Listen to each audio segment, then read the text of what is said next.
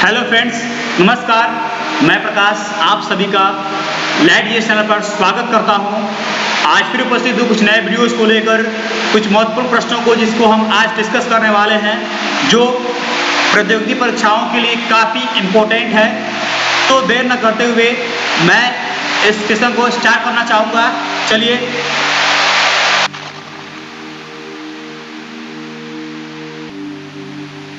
Question number first, Bharat ने किस देश के साथ पंचशील समझौता किया था?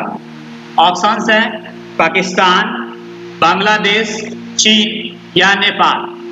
तो इसका सही जवाब होगा चीन। भारत ने पंचशील समझौता जो है वो चीन के साथ किया था।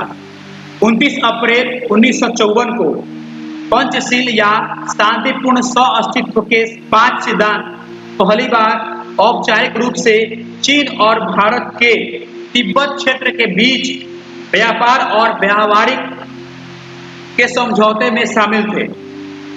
ये पंचशील समझौते क्या थे ये जानते हैं पहले हम, कि हम एक दूसरे की क्षेत्रीय अखंडता और संप्रभुता के लिए पारस्परिक सम्मान करेंगे। पारस्परिक रूप से गैर आक्रामकता, यानी कि कोई किसी पर आक्रमण नहीं करेगा। पारस्परिक गैर हस्तक्षेप, यानी कि हम एक दूसरे के सीमा में हस्तक्षेप नहीं करेंगे। चौथा, समानता और आपसी लाभ। और पांचवा, शांतिपूर्ण एवं सह अस्तित्व। ओके, तो आप समझ गए पंचशील समझौता भारत और चीन के साथ हुआ था। चलिए आगे बढ़ते हैं। अगला क्वेश्चन नंबर 2, अकबरनामा और आईने अकबरी किसके द्वारा लिखे गए हैं? ऑप्शंस हैं जियाउद्दीन बर्नी, अबुल फजल, अब्दुल कादिर बदायूनी या अकबर। तो इसका सही जवाब होगा अबुल फजल, यानी कि अबुल फजल जो है अकबरनामा एवं आईने अकबरी दोनों के लेखक हैं। आगे बढ़ते हैं। क्वेश्चन नंबर 3, भारतीय अर्थव्यवस्था के प्राथमिक, द्वितीयक और तृतीयक क्षेत्रों में उत्पादन का योग निम्नलिखित का मूल्य देता है। ऑप्शंस हैं सामान्य घरेलू उत्पादन, भव्य घरेलू उत्पादन, सकल घरेलू उत्पाद, सामान्य घरेलू उत्पाद। तो इसका सही जवाब होगा सकल घरेलू उत्पाद। भारतीय अर्थव्यवस्था के प्राथमिक, द्वितीयक और तृतीयक क्षेत्रों में उत्पादन का योग सकल घरेलू उत्पाद का मूल्य होता है। अब ये सकल घरेलू उत्पाद क्या होता है, जिसे हम जीडीपी बोलते हैं, अर्थात ग्रोस डोमेस्टिक प्रोडक्ट, यानी सकल घरेलू उत्पाद। ये क्या होता है जानते हैं। तो सकल घरेलू उत्पाद को देश के भीतर उत्पादन के कारकों द्वारा 1 वर्ष के भीतर उत्पादित सभी अंतिम वस्तुओं और सेवाओं की वर्तमान कीमतों पर कुल बाजार मूल्य के रूप में परिभाषित किया गया है।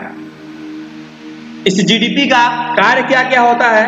तो जीडीपी का उपयोग किसी अर्थव्यवस्था की विकास दर में प्रति वर्ष प्रतिशत परिवर्तन की गणना के लिए किया जाता है।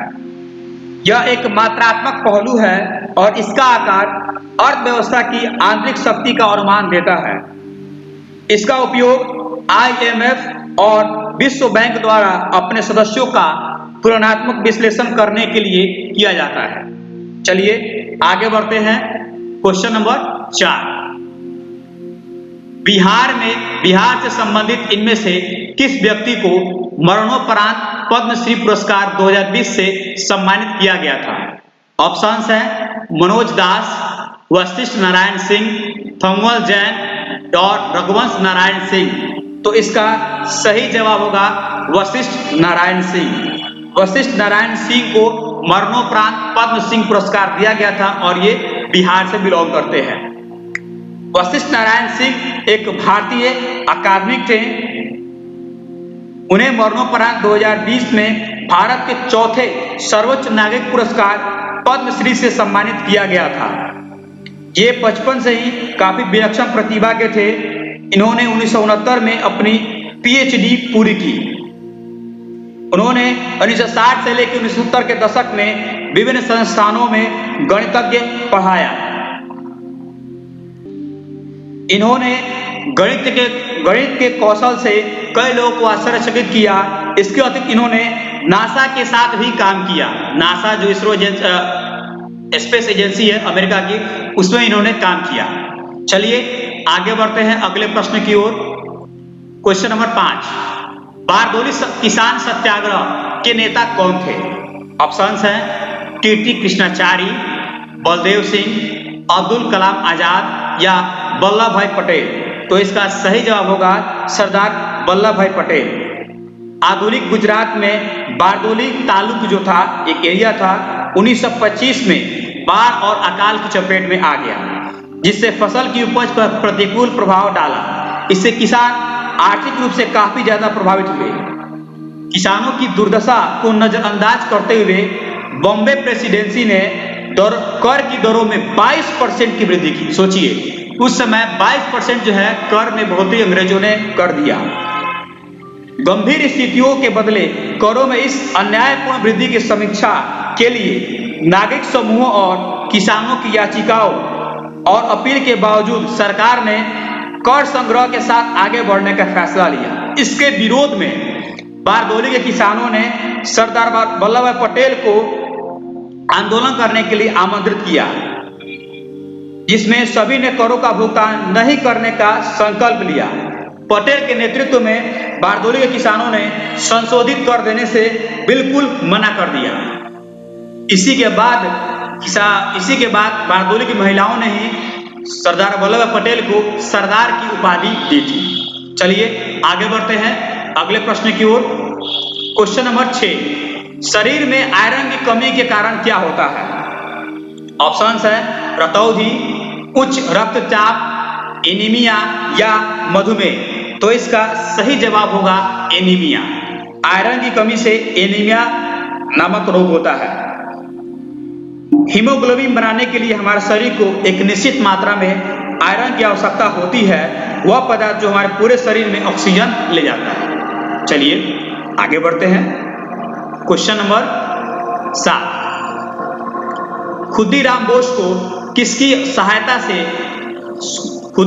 ने किसकी सहायता से न्यायाधीश किंग्सफोर्ड के जीवन पर एक प्रयास किया था, अर्थात उस पर बमबारी किया था? ऑप्शंस हैं प्रफुल्ल चाकी, विनय कुमार बोस, रास बिहारी बोस या जाति घोष। तो इसका सही जवाब होगा प्रफुल्ल चाकी। प्रफुल्ल चाकी और खुदीराम बोस ने जो है न्यायाधीश किंग्सफोर्ड पे जो है बम फेंका था, जिसके बाद खुदीराम बोस को 11 अगस्त 1908 को किंग्सफोर्ड की गाड़ी पर बम फेंकने के आरोप में फांसी की सजा दे दी गई। ये कब हुआ था? ये 1908 की ही घटना है। चलिए आगे बढ़ते हैं और ये जानते हैं रास बिहारी बोस ने कांग्रेस अधिवेशन 1907 जो सूरत में हुआ था उसकी अध्यक्षता की थी, और इसी अधिवेशन में कांग्रेस जो है 2 गुटों में बंट गया था, एक गरम दल और दूसरा नरम दल। जो समझौता हुआ कब? 1916 में जो लखनऊ अधिवेशन हुआ था, जिसकी अध्यक्षता आरसी मजमूदार ने की थी। उसमें जो है गरम दल और नरम दल दोनों फिर एक हो गए, और उसी में बाल गंगाधर तिलक ने एक नारा दिया था कि स्वराज मेरा जन्मसिद्ध अधिकार है और मैं इसे लेकर ही रहूंगा। चलिए आगे बढ़ते हैं अगले प्रश्न की ओर। क्वेश्चन नंबर 8, निम्नलिखित में से कौन सा विधायिका का काम नहीं है? कानून बनाना, बजट बनाना, बजट पारित करना या कार्यपालिका पर नियंत्रण करना। तो इसका सही जवाब होगा बजट। अर्थात विधायिका जो है वह बजट नहीं बना सकती है। हालांकि विधायिका जो है कानून बना सकती है, बजट पारित कर सकती है, कार्यपालिका पर नियंत्रण भी कर सकती है, लेकिन बजट बनाने का अधिकार जो है केवल और केवल कार्यपालिका का है। बजट वित्त मंत्रालय के आर्थिक मामलों के विभाग द्वारा तैयार किया जाता है। इस समिति का प्रमुख वित्त मंत्री होता है, जो कार्यपालिका का हिस्सा होता है। बजट एक वार्षिक वित्तीय विवरण है जिसमें भारत सरकार की अनुमानित प्राप्तियां यानी आय, और व्यय जो है पूरा विवरण होता है। आगे बढ़ते हैं अगले प्रश्न की ओर। क्वेश्चन नंबर 9, भारत और फ्रांस की वायु सेनाओं के बीच संयुक्त अभ्यास कहा जाता है? यम, गरुड़, वरुण या वज्र? तो इसका सही जवाब होगा गरुड़। यानी भारत और फ्रांस की वायु सेना के बीच जो अभ्यास होता है उसे गरुड़ कहा जाता है। कुछ और अभ्यास के बारे में हम लोग जान लें, जैसे कि संप्रीति, तो यह भारत और बांग्लादेश के बीच होता है। मित्र शक्ति भारत और श्रीलंका के बीच होता है। वज्र प्रहार भारत और अमेरिका के बीच होता है। हरिमो शक्ति भारत और मलेशिया के बीच होता है। गरुड़ शक्ति भारत और इंडोनेशिया के बीच होता है। इंद्र भारत और रूस के बीच होता है। धर्म रक्षक भारत और जापान के बीच युद्ध अभ्यास है।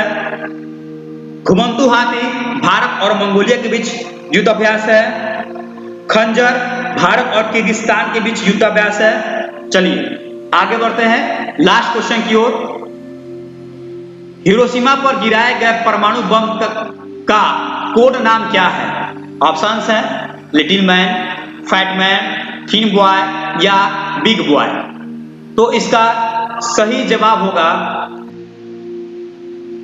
लिटिल बॉय, यानी इसका कोड का नाम है लिटिल। इसमें ऑप्शन नहीं दिया हुआ है, लेकिन इसका सही जवाब होगा लिटिल बॉय। चलिए 6 अगस्त 1945 को द्वितीय विश्व युद्ध के दौरान संयुक्त राज्य अमेरिका ने जापान के हिरोशिमा शहर पर परमाणु बम गिरा दिया। उसके ठीक 3 दिन बाद 9 अगस्त 1945 को संयुक्त राज्य अमेरिका ने जापान के नागासाकी पर हिरोशिमा बम गिराया, जिससे जापान पूरी तरह से पराजित हो गया और उसने सेकेंड वर्ल्ड वॉर में आत्मसमर्पण कर दिया। सेकेंड वर्ल्ड वॉर की बात की जाए तो ये 1939 में शुरू हुआ और 1945 में खत्म हुआ। इसमें लगभग 61 देशों ने भाग लिया था। यदि फर्स्ट वर्ल्ड वॉर की बात की जाए तो ये 1914 में शुरू हुआ और 1918 में खत्म हुआ। इसमें लगभग 27 देशों ने भाग लिया था। और आपको याद होगा कि प्रथम विश्व युद्ध में इंग्लैंड की तरफ से भारत ने भी अप्रत्यक्ष रूप से युद्ध में भाग लिया था। चलिए आज के लिए इतना ही, फिर मिलेंगे नेक्स्ट वीडियो में। ये वीडियो आपको कैसी लगी आप हमें कमेंट बॉक्स जरूर बताएं। अगर आपको ये ज्ञानवर्धक लगी हो, अच्छी लगी हो, नॉलेज वाली लगी हो तो प्लीज लाइक, कमेंट, शेयर करना बिल्कुल ना भूलें। ओके, फिर मिलते हैं। Take care, thanks.